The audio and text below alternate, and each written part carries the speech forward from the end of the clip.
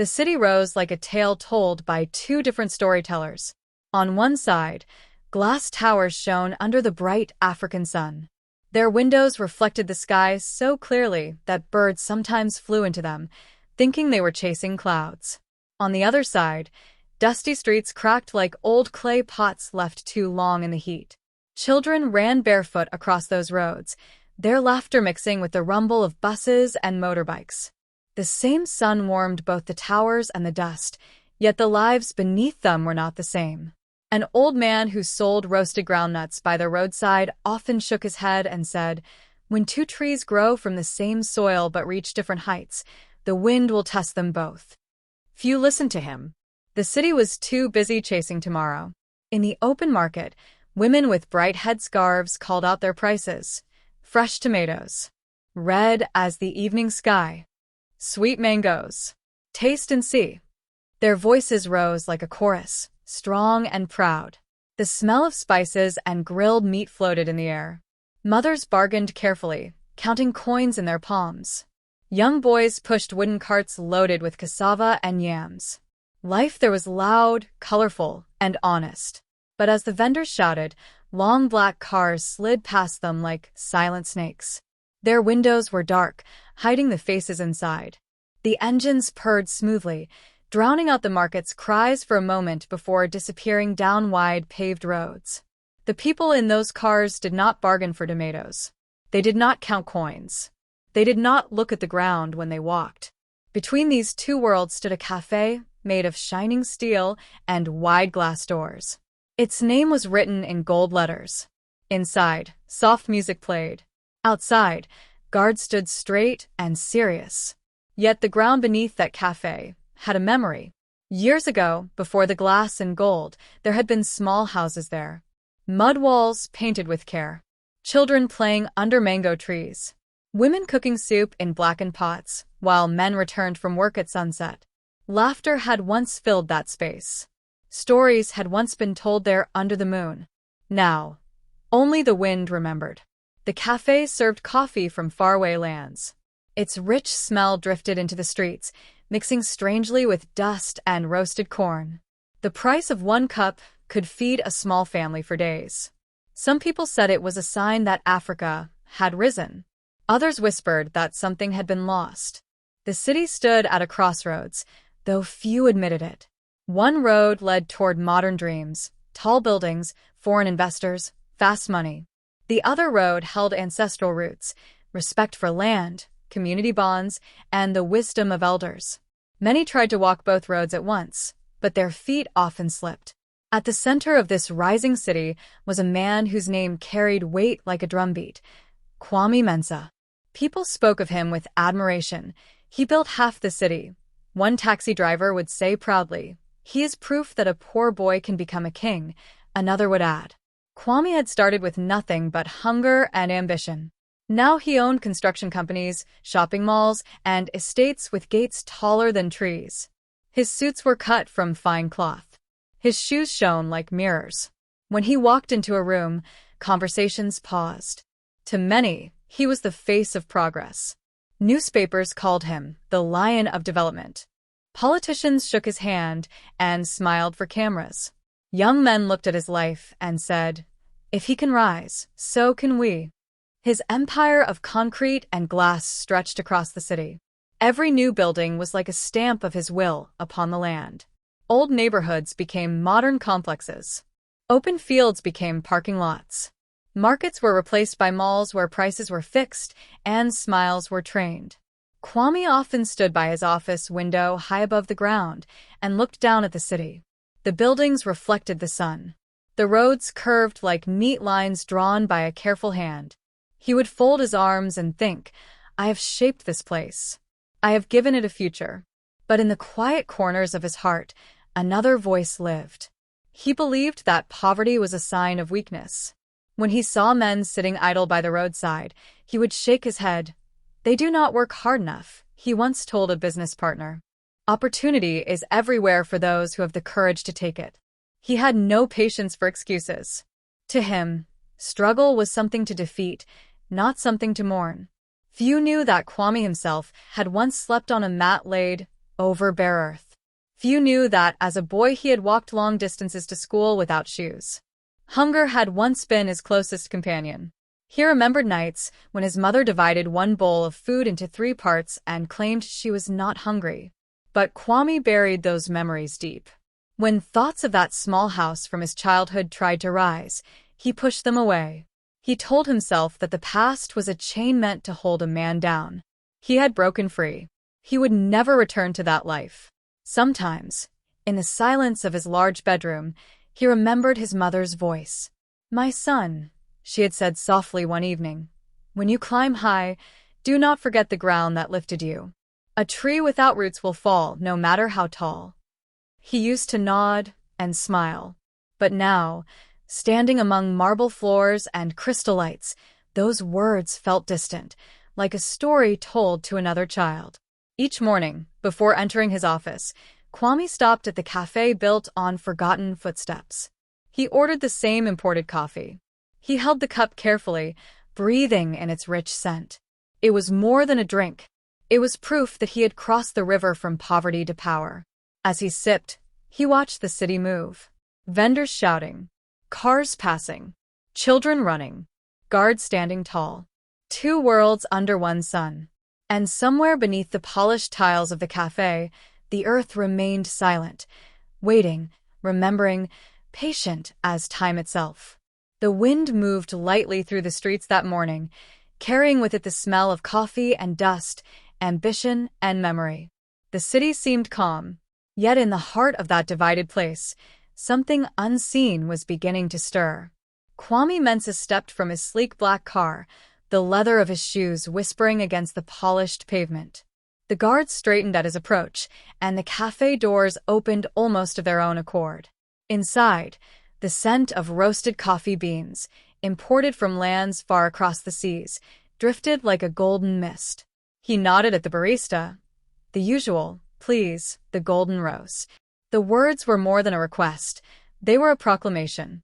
This daily ritual, holding the warm cup between his hands, reminded him that he had risen above hunger, above dust-covered streets, above the boy he once had been. Each sip was a crown, each breath a declaration of power and control. Outside, beneath the same relentless sun, a small figure watched from the shadow of the cafe wall. Tun's thin frame barely disturbed the air. His shirt hung in faded tatters, his feet bare against the rough stones. Yet his eyes were sharp, observing the rituals of wealth and privilege with a quiet, unwavering gaze. He knew the rhythm of the place, the guards, the rich patrons, the timing of the deliveries, and moved within it like a shadow, always present but invisible. By day, he collected plastic bottles from gutters and bins, the clatter of empty containers filling the silence between the city's roars. Each bottle was a coin in survival, a token against hunger, a small act of resilience against a world that ignored him. By night, he slept near the cafe, curling against a piece of cardboard while the hum of the city offered only the cold comfort of presence. Hanging around his neck was a small wooden charm, carved by his grandmother's hands, worn smooth by years of handling. "This will protect you, even when the world forgets you," she had whispered. He touched it now, drawing courage from memory, tradition, and a faith that refused to die. It was his shield in the land of glass towers and endless noise. Once, Tund had a home where the cafe now gleamed. Mud walls warmed by sun and family laughter had sheltered him, his parents, and their stories. But when the machines arrived, their home was swept away to make way for Kwame's empire. Promises of compensation came, but they were empty, like words without roots. His mother grew weak without care, and one evening she was gone. His father left, seeking work that never existed, leaving Tund with only the memory of love and the echo of a home that had disappeared. He had become more than a boy surviving on streets. Tund had become a living symbol of displaced traditions, a reminder that beneath the city's rising towers, families had been uprooted, cultures silenced, and lives broken in the name of progress.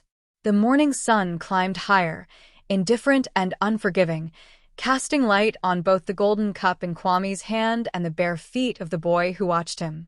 The city breathed quietly around them, unaware of the tension gathering beneath its shining surface. Somewhere, in the silence of the moment, the past and present stood face to face, waiting for the story to unfold. Kwame Mensah stepped from his car, the golden cup of imported coffee steaming in his hand. He breathed deeply, savoring the warmth, the aroma, the sense of control it gave him. To him, it was more than a drink. It was proof of triumph over hunger, proof that he had risen from dust to diamonds. He did not see the small figure crouched nearby, shadowed by the bright walls of the cafe. The city hummed around them, unaware that this simple cup was about to spark a reckoning. Tund had been watching for weeks, studying the rituals of wealth. His eyes narrowed as he saw the cup glinting in the sun. Something inside him stirred, a memory, a pain, a demand for justice. Without thought, he ran forward, small feet pounding on the dusty street. "Stop him," one guard shouted, but it was too late. Tund's hands closed around the cup, and in one swift motion, he tipped it over. The rich, dark coffee spilled onto the cracked earth, soaking into the dusty soil where once his family had laughed, where mango trees had shaded childhoods now erased. The liquid disappeared quickly, but the symbol remained. A hush fell over the crowd. The shouts of vendors, the roar of engines, the chatter of business people, all faded. The silence was heavy, louder than thunder, carrying judgment that no voice could speak. Kwame froze. His eyes met Tund's, and in that moment, the world split in two. On one side stood power, ambition, and wealth. On the other, hunger, memory, and defiance. The billionaire's pride wavered. The boy's courage burned bright. They were two worlds staring at each other, a mirror of progress and its consequences, and the city held its breath. The guards moved as one, swift and unyielding. Their hands closed around Tund, gripping him as though he were a thief, a trespasser in a land that belonged to wealth and glass towers. "Let him go," someone whispered, but the sound was swallowed by the hum of the city. The boy struggled, but not with fear. His movements were small, defiant, determined. The guard's strength was nothing compared to the stubborn fire in his young eyes. The crowd gathered, forming a living circle around the small drama. Vendors paused mid-shout, business partners halted conversations, and children stopped chasing each other down dusty alleys. Their whispers rose like a chorus of village elders debating a dispute. Some shook their heads in fear of offending power. Others stared at the boy with quiet sympathy. "Poor child," one murmured, "yet so brave." Kwame's gaze swept over them. Pride, long polished like the glass towers that bore his name, cracked. Business partners exchanged glances. He felt the burn of shame hotter than the noon sun. Here, outside his polished offices and crafted image, a child had dared to challenge him. A challenge without words, without weapons, yet sharper than any critique he had faced. He stepped closer, his voice low but carrying fire. "Why did you do this?" he demanded, eyes locking with Tund's. "Do you know what you have done? Do you know the insult you have brought before me and all who respect my name?" Tund did not bow, did not tremble. His silence carried weight heavier than anger. It spoke of ancestors whose stories had been silenced, of lands lost to the march of men with ambition, of families scattered by progress. "I have nothing," Tund seemed to say without words, and yet every gaze understood. Kwame's eyes searched the boy's face and froze. They were small, yet they carried the weight of homes erased, mothers who had cried without relief, fathers gone into the wind.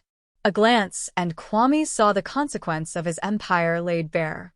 Pain, not fury, filled the boy's gaze, and the billionaire's carefully built armor trembled under the silent truth. The contrast could not have been starker. A barefoot child standing tall, shoulders squared, eyes unwavering, while behind him loomed wealth, towers, glass, and a man used to bending the world to his will. Courage had no price, no bank, no title. Here, the weak stood taller than the mighty. As the sun bore down, the ground beneath the cafe seemed to remember. Dust stirred where families once cooked meals over fire, where children's laughter had echoed under the moon, where elders had shared tales of cunning tortoises and proud lions. The foundations whispered of stories lost to ambition, of lives uprooted for concrete and glass. The cafe gleamed in defiance of memory, yet beneath it, the earth carried secrets no money could erase, reminding all who looked that the past does not disappear, no matter the weight of wealth. The city had grown tall, glass rising where earth once held homes, but the memory of the people lingered like a faint wind through cracked streets. Kwame's company had offered small payments to families, words meant to sound fair but too little to replace the houses they loved. Children had cried as walls fell, as doors were torn from hinges, as the songs of a community were drowned beneath the roar of machines. "It is for progress," the official said. "It is for the future." But the future was a future without them. The elders had gathered, voices steady and stern. "Land remembers," one had said, voice carrying over the dust. "Every footprint, every hearth, every whispered story lives in the soil. Take care, for spirits do not forgive lightly." They had pleaded, warned, even cursed softly, but their words were brushed aside. Tradition became superstition, ancestral memory became inconvenient, and Kwame's ambition rose higher than the roofs of the village. Tun's mother had fallen sick after the eviction, her heart heavy with worry, her body weakened by grief. "We have lost everything," she whispered to no one, her voice a thread of sorrow through the empty rooms. No healer could reach her, no comfort could replace the life they had lost. One evening, she lay still, the illness and heartbreak claiming her while the machines continued to hum, indifferent to human suffering. Near the cafe, the same hands that poured golden coffee for the wealthy refused even water to children who crouched outside. Tund remembered the dry tongues of his friends, the eyes that begged for a sip and were turned away. He looked at the steaming cup that Kwame held, not as a drink, but as a symbol of injustice, luxury built upon displaced families, stolen comfort on land soaked with loss. Kwame's mind trembled as he watched the boy. He recalled nights when his own stomach had growled, when hunger had been a constant companion in a small, dark home. He remembered the ache, the cold, the empty plate that had taught him patience and caution. And then, his mother's voice rose from memory, gentle but firm. "Never forget where you came from, Kwame. Wealth without humility is nothing but dust." Now, standing in the sun, holding a cup that had once symbolized triumph, he felt the weight of those lessons pressing against his chest. The echoes of Tun's loss, of his own forgotten hunger, and of the soil that remembered every family pushed him toward a reckoning he had long avoided. The city around them thrummed with life, but beneath the pavement, the past whispered truths that could not be silenced. Kwame stepped back from the boy, the tension between them humming louder than the city's traffic. Inside, his heart wrestled with itself. Pride, honed over decades of conquest and ambition, gripped him tightly, whispering that he must remain untouchable, that emotion would be weakness. Yet another voice, softer but relentless, rose from memory and conscience. "This boy, he carries your past in his eyes. Do you see the cost of your empire?" He straightened his shoulders, forcing a calm he did not feel. "I cannot falter now," he murmured under his breath, staring at Tund without letting the tremor show. The crowd awaited his reaction. To falter would be to surrender authority, to admit guilt. To act strong would maintain the mask that had carried him through years of ambition. A sudden beep caught his ear. A phone camera swiveled in the crowd, capturing the incident. The image and sound spread like fire through the city. Vendors paused mid-call, passers-by stopped in the street, and the news traveled faster than any drum ever could in the villages of old. Word of the boy and the billionaire echoed across neighborhoods, spreading from the glass towers to dusty alleys, carried by voices both curious and outraged. Whispers became shouts. Some called Tund brave, a child standing against the arrogance of wealth. Others accused him of disrespect, claiming that no boy should challenge a man who had built the city itself. The city split, invisible lines tracing between the streets of power and the paths of the displaced. Arguments flared in cafes, offices, and open markets.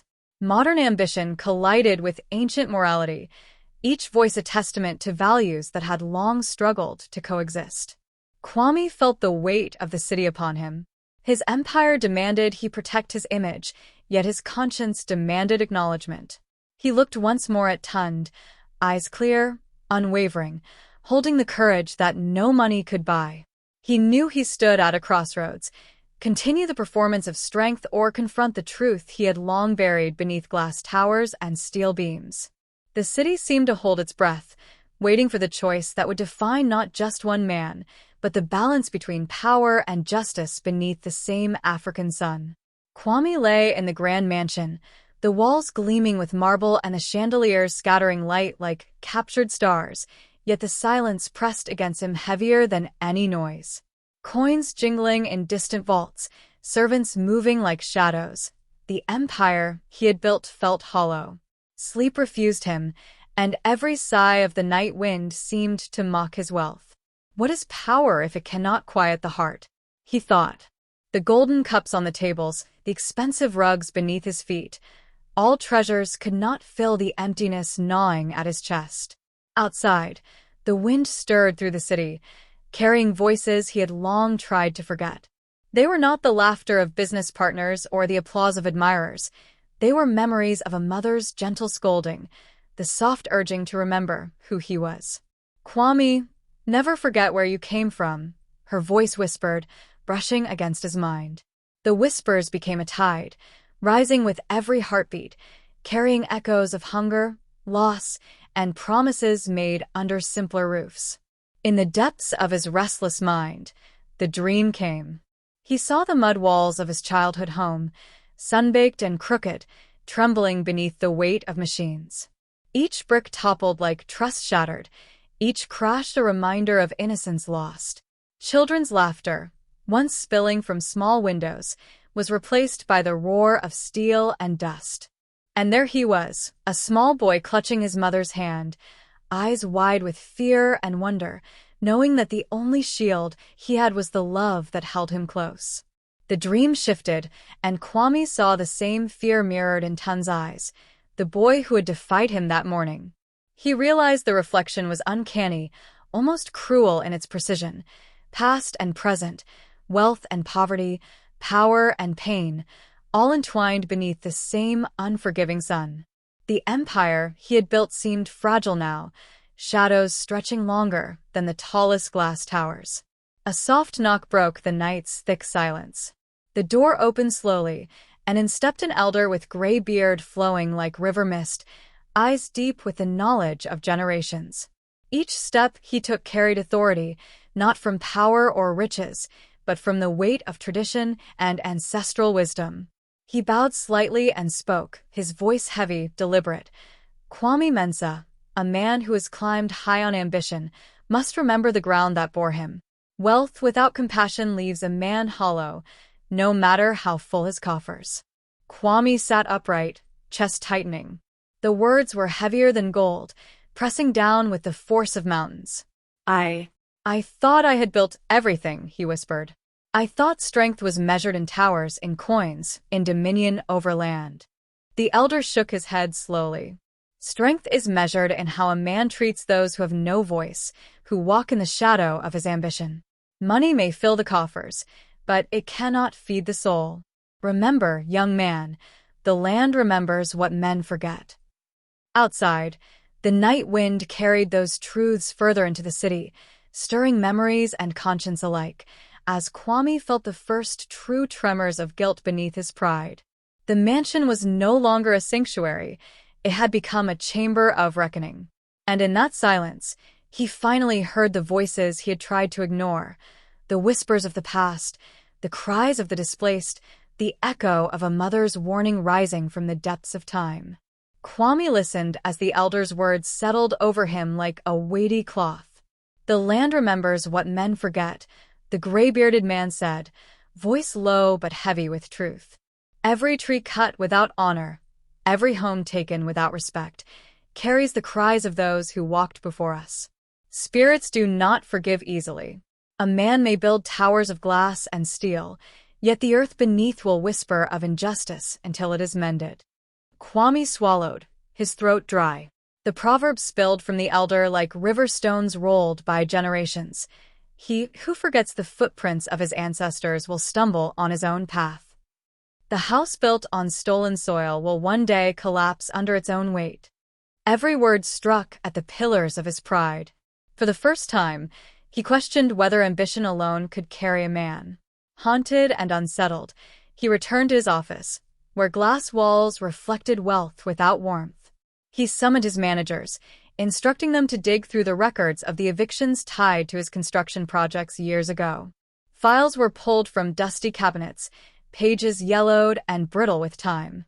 Names of families, amounts paid, or left unpaid, were recorded meticulously, yet behind the ink lay a rot hidden beneath the promise of progress.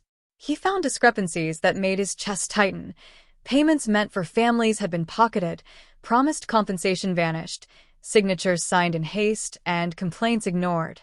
Managers who had sworn loyalty now revealed themselves as agents of greed.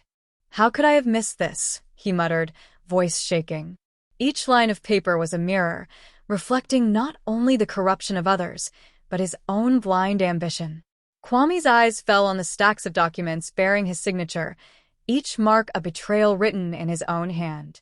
He remembered the meetings, the eagerness to move faster, to see structures rise, to hear applause for progress.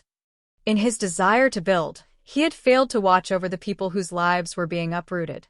Families had been scattered, some left penniless, others surviving in broken homes, carrying grief like stones in their chests. Shame pressed against him like a living thing.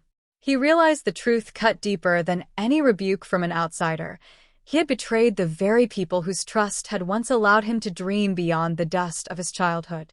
His empire, gleaming as it did under the sun, rested on soil soaked with the silent suffering of the displaced.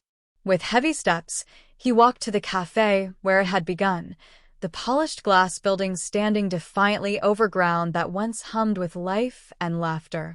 The tables, the imported coffee, the sound of machines grinding beans, all seemed foreign and wrong. Here, beneath the sun and the judgment of memory, Kwame felt the weight of what he had ignored. Pride had been replaced by sorrow, authority tempered by guilt. The city moved around him, oblivious, yet he could no longer ignore the voices that the land carried.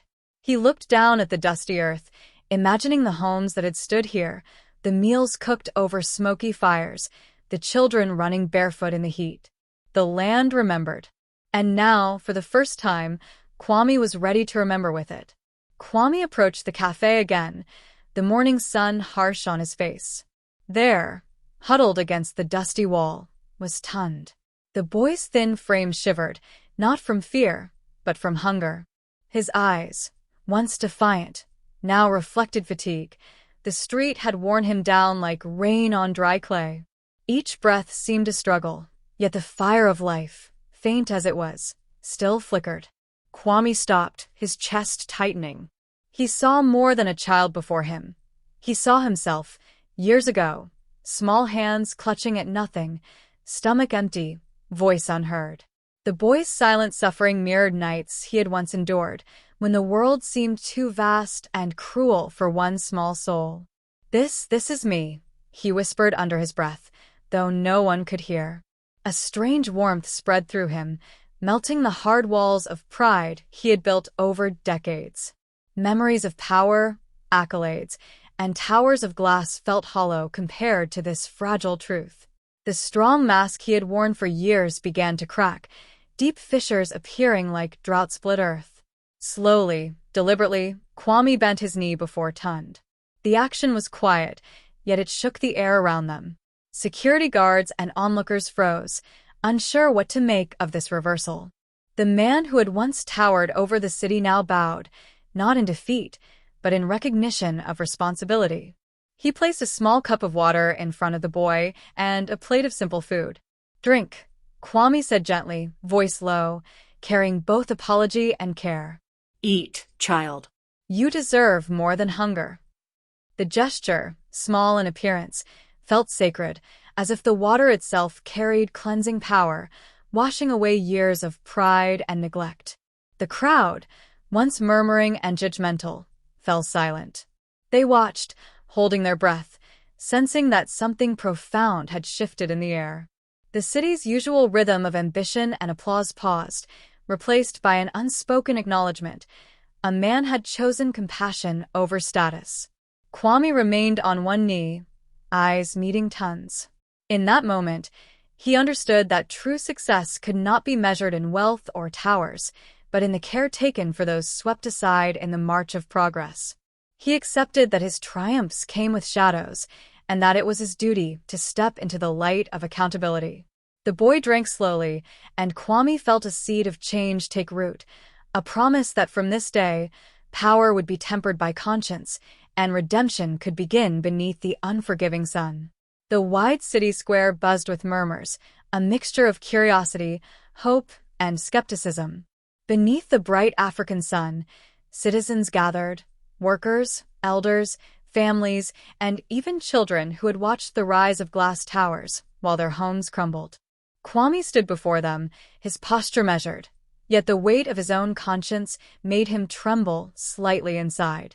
The assembly felt like a council of the old villages, where every voice mattered and the land itself seemed to listen. He lifted his voice, strong yet vulnerable. "I have built much, but I have taken more than I gave. I turned profit into priority and forgot the people who called this land home. For this, I am deeply sorry."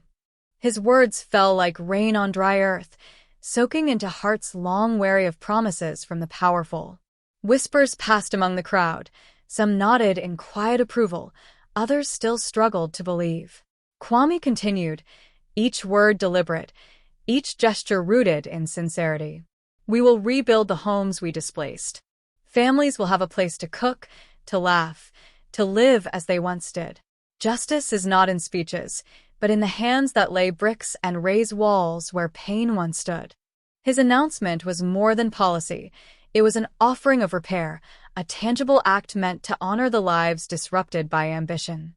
He turned to the children who lingered at the edges, their faces pale and weary from hunger and hardship. "And for those who sleep under the stars, who wander without a roof or protection," he said, his voice softening, "a foundation will be created to care for you, to teach you, and to remind you that you are not forgotten." The eyes of the children widened, hope sparking like small flames in the night. The land beside the cafe, once barren and hollow, would no longer witness exclusion. Plans were drawn for a center where learning, gathering, and community could flourish. A place where the walls of yesterday's suffering would give way to tomorrow's belonging. Kwame's gaze swept the area, imagining laughter replacing silence, life replacing neglect. The elders stepped forward, carrying calabashes and gourd cups filled with palm wine. One by one, they poured libation onto the ground, the liquid seeping into the soil as prayers rose to ancestors long silenced. "May the spirits forgive what has been forgotten," intoned the eldest, voice steady and commanding. "May the children inherit not the pain of greed, but the wisdom of respect." Kwame bowed his head, the ritual grounding him in humility and the truth that prosperity must walk hand in hand with reverence. The crowd remained hushed, feeling the gravity of the moment. The sun shone down, bright yet gentle, as if witnessing the first step of a long journey toward redemption. In the midst of wealth and shadowed history, a new chapter was beginning, one where accountability, care, and tradition converged beneath the same African sky. The air hummed with a new rhythm, soft but persistent, as drums echoed through the village-turned city square. Once, whispers of resentment and fear had haunted these streets, murmurs of families wronged and voices silenced. Now, the beat carried a promise, unity stitched together by acknowledgement and care. Children laughed as elders nodded, their faces easing from worry to cautious hope. The rhythm of the drums seemed to sweep away old grudges, reminding all that reconciliation is stronger than resentment, and that shared stories can mend even the deepest rifts. Kwame walked slowly among the people, his steps measured, his hands empty of power and guard. For the first time, ambition bowed to ancestral wisdom. He knelt beside an elder who poured libation on the soil where homes had once stood, offering palm wine to honor the spirits and ask forgiveness. "I have learned," Kwame whispered, "that progress without respect is hollow. Let my work now walk beside tradition, not ahead of it." Tund, no longer a child of the streets, wore a crisp school uniform where once rags had hung from his thin shoulders. He carried books instead of bottles, sat at a desk under sunlight streaming through windows, and felt the warmth of care he had never known. Yet in his pocket, the small wooden charm his grandmother had carved remained, pressed against his heart as a reminder that roots give strength to rising branches. Even in this new life, he did not forget the hands that had once held him up when the world had turned away. His courage became a beacon. Children and elders alike spoke of the boy who had dared to act when injustice was easiest to ignore. "He has taught us," an elder said, voice deep with pride, "that even the smallest voice can awaken justice, and even the weakest heart can inspire strength." The community looked at Tund with reverence, seeing not just a survivor, but a symbol of resilience and hope. Kwame moved among them without an escort, without pomp or shields, seeking understanding rather than applause. He listened to stories of hardship, knelt to hear children's dreams, and let the hum of everyday life guide him. He no longer measured respect in nods or contracts, but in shared glances and the quiet acknowledgement that wealth is hollow without compassion. Beneath the same African sun, man and child, past and future, walked together, each learning from the other, each carrying the lessons of justice, humility, and courage. Kwame sat quietly on a carved wooden bench beneath the shade of a baobab, surrounded by elders and families whose voices carried the weight of generations. He listened more than he spoke, letting each story settle like rain on parched earth. Tales of loss, of homes taken too soon, of children who went to sleep hungry, wove through his mind, stirring a humility he had not known in years. An elder's voice cut through the afternoon breeze. "A man who does not hear the cries of his people cannot lead with honor." Kwame nodded, feeling the truth settle deep in his chest. For the first time, the emptiness of wealth without compassion revealed itself. Towers of glass and concrete, contracts signed in haste, and gold counted in ledgers meant nothing when lives were broken beneath the shadow of progress. Success, he understood, was like a tree without roots, its height impressive, but fragile, ready to fall when storms came. The realization weighed on him, heavier than any ledger, as he watched children laughing among the restored grounds he had once destroyed. He saw clearly now that true wealth was measured not in coins or estates, but in the number of people who slept safely at night. The families who could rebuild, the children who could learn without fear, the elders whose traditions were honored. All of these were riches beyond calculation. Kwame's heart stirred with a new understanding. Protecting life, nurturing hope, and repairing what had been broken, these were treasures that no money could buy. The lesson of progress without heart pressed upon him with clarity. Development, when divorced from empathy, leaves broken families behind, leaving streets hollow where laughter should dwell. He had learned that ambition alone, without care, creates a city of shadows rather than a home of light. Each footprint on the restored soil reminded him that prosperity, without conscience, is a hollow echo in a world that remembers. Under the same African sun, two worlds now moved together. Modern growth and ancestral tradition walked side by side, each learning from the other, each carrying the weight of memory and hope. Kwame saw it reflected in the eyes of the children, in the nod of elders, in the laughter rising from spaces once silent. Harmony had been restored, and the city, its people, its land, its future, taught him that progress, tempered with wisdom and compassion, could build a legacy that endured.